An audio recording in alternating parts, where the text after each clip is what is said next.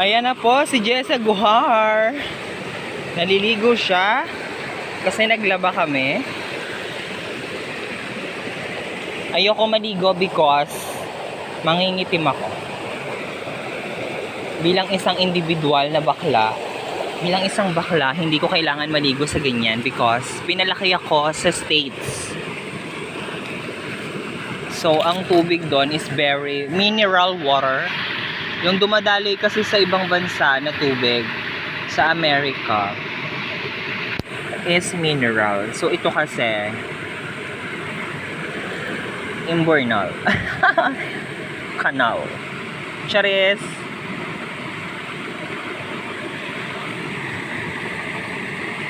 Sarap.